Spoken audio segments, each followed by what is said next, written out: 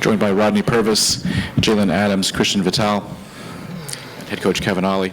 While they get situated, again, we'll go over our format. We'll take an opening statement from Coach, questions for the student athletes, and then questions for Coach Ollie's. But if we would, Coach, if we could begin with your thoughts on the game, please. First, I just want to thank our crowd for coming out and helping us through the whole season. They didn't never give up on us, and I appreciate that. And, you know, it was a tough, hard-fought game. Our guys never gave in. I thought the second half they came out and really fought, and just proud of them, proud of our seniors. They won a lot of games here and left this program better. And the next thing they have to do is graduate, and that's going to be probably one of the happiest days they have here at UConn. And, you know, I want them to finish strong and let them know they always got a family here, and I appreciate them to death. Again, we'll take questions for the student athletes at this time. If you raise your hand, we'll get a microphone over to you. This one's for Christian. What would you say is your biggest takeaway from the season, and what can you say that you learned from Rodney this season? I would say my biggest takeaway is how to keep fighting, never to give up, and what it really means to play for UConn.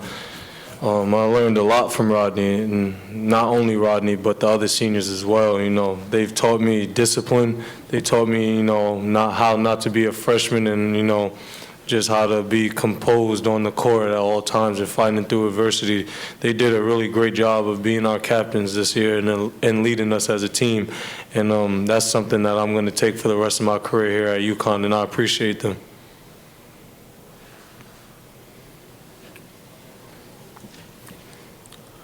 Questions? We have one over here. This is for Rodney. Rodney, why do you think you guys got close a bunch of times but weren't able to get over the hump? Why do you think that is? I just think we needed to dig down a little bit more, get the key stops that we really needed to get once we was in reach. Anytime we got the game down to like 4 or 5, I just think we'll make a small mistake on the defensive end and get them another shot at it, or we will foul, and they were going to the free throw line. So that was it.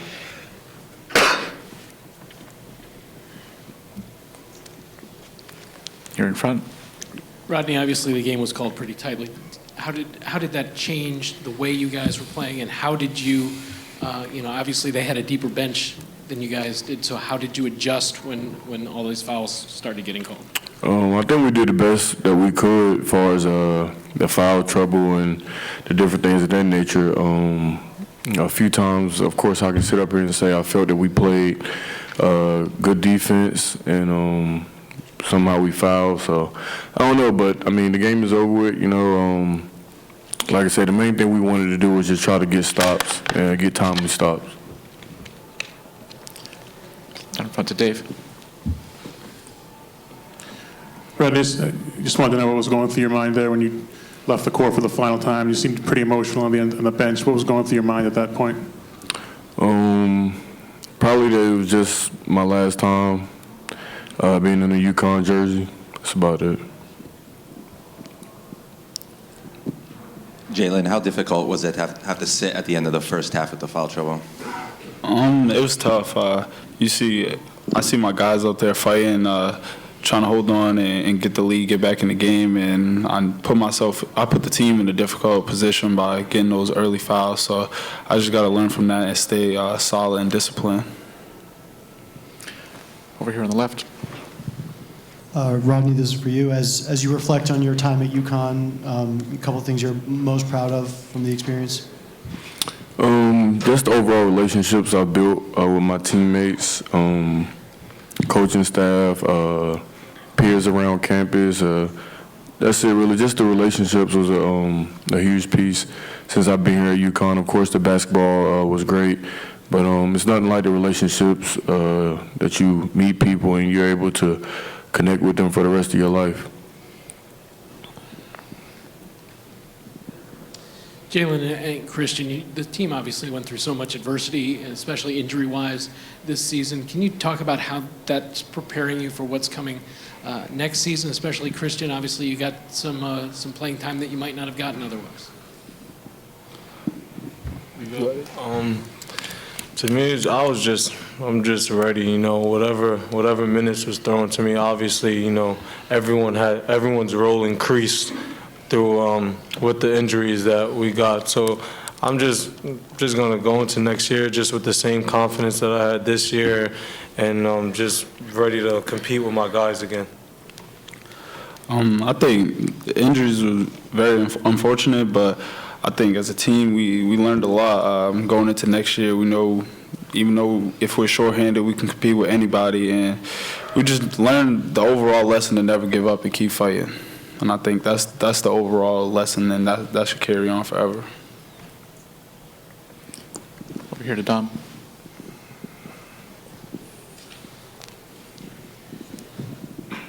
Rodney, when you talked about this game last night, and you just said one word that you guys had to be tough. Is that essentially the kind of game you were anticipating, where you wanted to be physical, match them for toughness, hit them first, hit them back? Is that really the kind of game that you guys wanted to play against them? Yes, definitely. That's the only way you can really compete with a team like with Cincinnati and SMU guys who just crash the boards nonstop. You know, they're a physical team, so only way you can compete with those guys is to play tough against them. Rodney, correct me if I'm wrong. You were at UConn. I guess you were sitting out that year whenever y'all won the title, correct? Yes. Okay. You know, when you were sitting there and watching, you know, what was it like in the locker room and in that group, given what they experienced the year before, and kind of how did that affect that title run? It was great. You know, that team had a lot of veteran guys on it. Shabazz, Boatwright, all those guys were great leaders. So Niels, Giffey, Tyler Lynn, all those guys have been through a lot over the course of their careers. And, you know, Shabazz and Niels and Tyler, they all won a championship before. So they all knew what it took. You know, all those guys were great guys. You know, Shabazz was just a great leader in himself. You know, he didn't have to say much, even though he did. Guys was going to follow his lead. So that was the main thing. Okay, get one more for the players, please.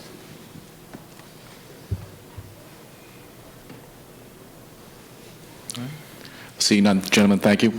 Excuse you to the locker room. And we'll continue with questions for Coach Ollie. Please, again, raise your hand and we'll get a microphone over to you.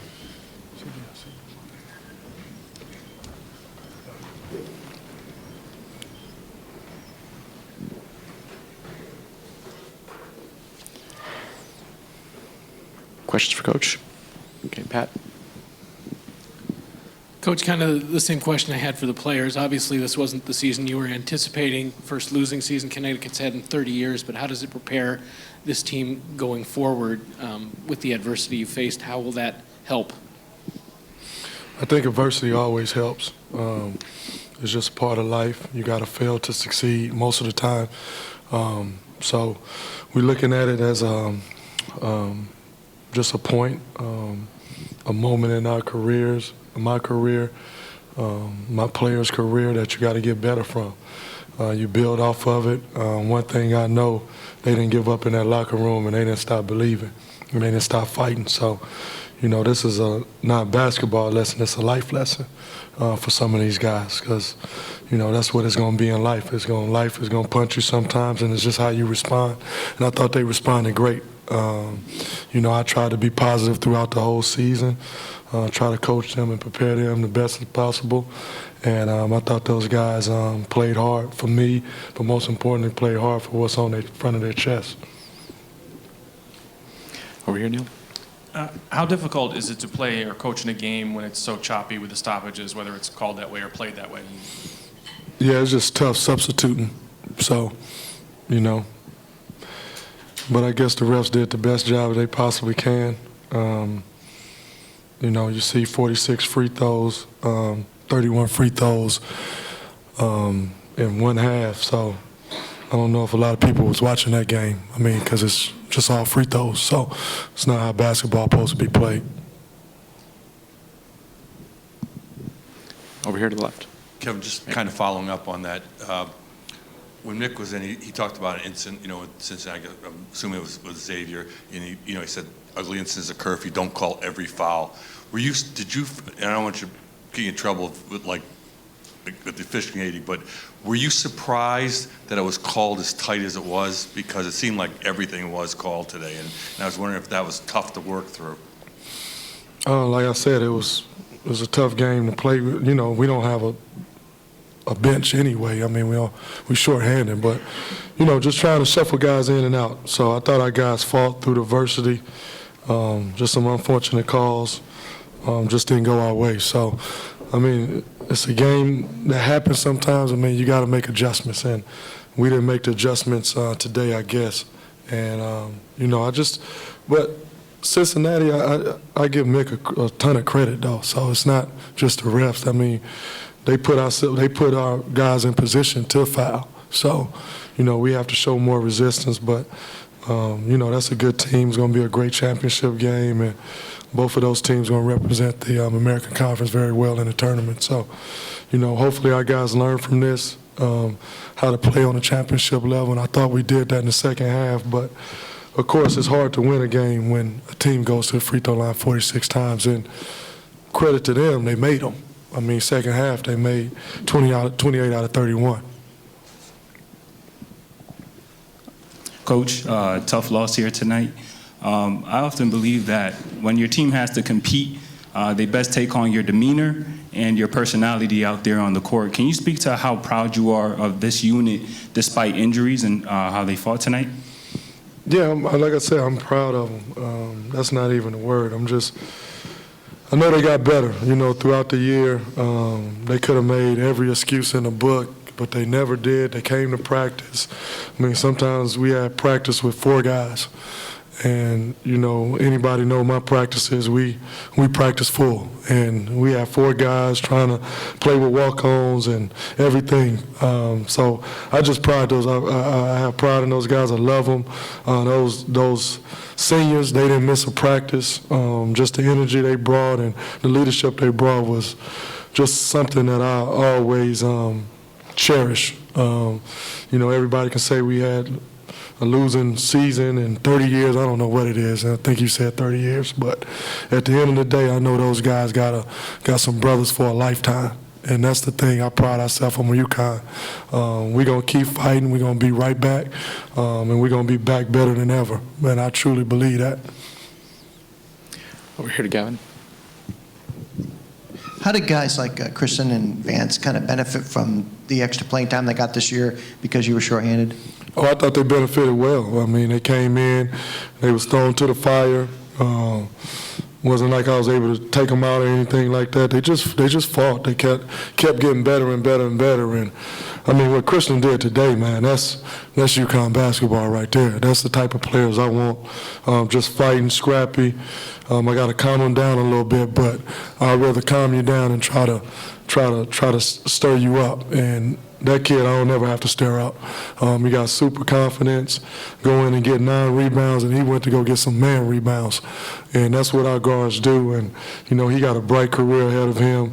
I thought Van struggled in the first half a little bit, taking some ill-advised shots, but then I think he settled down in the second half and started playing solid. But, you know, everybody from 1 through 8 we had this year, 1 through 6 we had, you know, 3/4 of the season. They played tough, and, you know, I appreciate them for that, and they didn't make no excuses. Get 1 or 2 more for Coach. Go to Dom over here.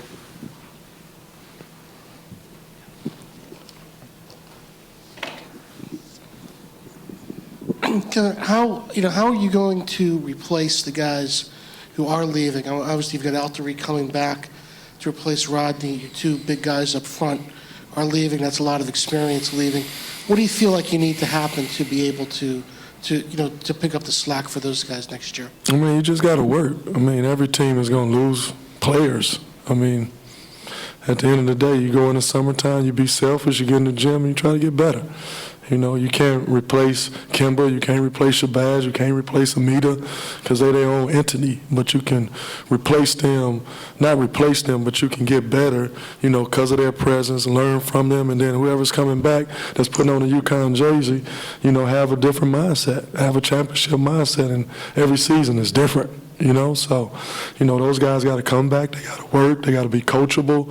They got to get in the weight room. They got to get, a nutrition plan. They got to finish it well in school. It's a lot of things they got to do, emotionally, spiritually, physically. Everything got to change because you can't be the same person you was today. You got to be something different tomorrow. And hopefully they got their lessons from me. Hopefully they get their lessons from all the resources around our great program. Any other questions for Coach? Good. Thanks. Coach Ollie, thank you.